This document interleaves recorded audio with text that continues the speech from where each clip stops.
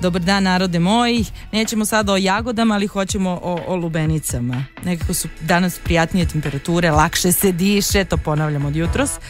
Zato danas posle posla pravac pijaca, molim lepo da izaberete lubenicu koja će sutra sve da hladi, ali da sladi, pod uslovom da znate da izaberete onu koja valja.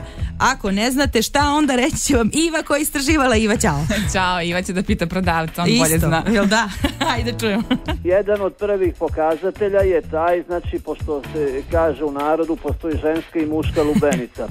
Ženska je obično slađa, a prepoznaje se po tome što u donjem delu ima pravilan krug.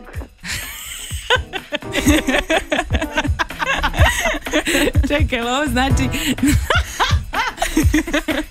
ženska slatka, pa da. A muška nije slatka. Jesi Iva i ti tako shvatila? Naravno, ja i prodavac.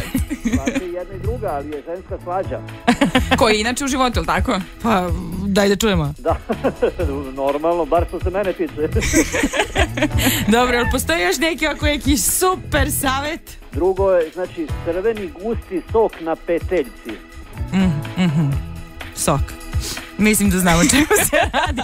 A ono da u nju kucnemo, Iva, molim te da objasniš to kuckanje, to mi je od uvek bila omiljena fora na pijaci. Pa pazi, ako je tub zvuk, dobro, onda je lubenica dovoljno zrela, to je fora.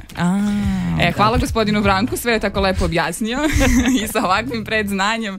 Ko je još lud da omaši slatku lubenicu? Ko je lud da ne prepozna krug na donjem delu?